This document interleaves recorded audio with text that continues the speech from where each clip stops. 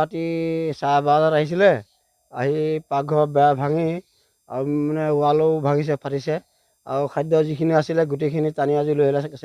Cylinder বস্তু বনোৱা চৌকাসহ মানে এতিয়া ৰাতিপুৱা উপায় নাপাই বজাৰ কৰি লৈ আহিছোঁ খাবৰ কাৰণে।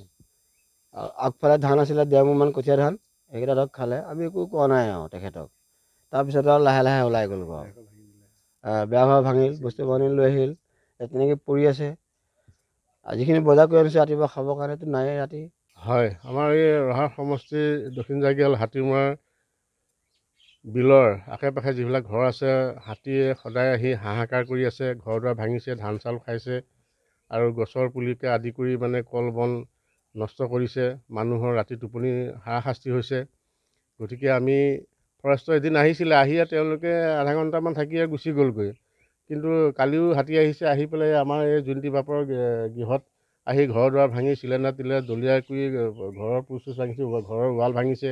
এনেকৈ অত্যাচাৰ আৰু ইফালে হাৰিয়াৰ পৰা সিফাললৈ আৰু 2-3 ঘৰৰ ধান খাইছে, ঘৰ দুৱাৰ এনেকৈ অনিষ্ট কৰিছে। আৰু এই নচৰ ঘৰৰ ছাইডলৈও মানে ঘৰ ভাঙি ধান চাউল খাইছে। এনেকৈ আমাৰ ইয়াত মানে মানুহ থাকিব নোৱাৰা হৈছে। গতিকে আমি ফৰেষ্টৰ সকলোকো অকণমান অনুৰোধ কৰিব বিচাৰিছোঁ, অকণমান আমাক সকাহ দিব লাগে, নহ'লে আহিব আমাৰ লাগে। ৰাতি আমাৰ টোপনি হাৰাশাস্তি হৈছে, মানুহৰ বিলা নাইকিয়া হৈছে।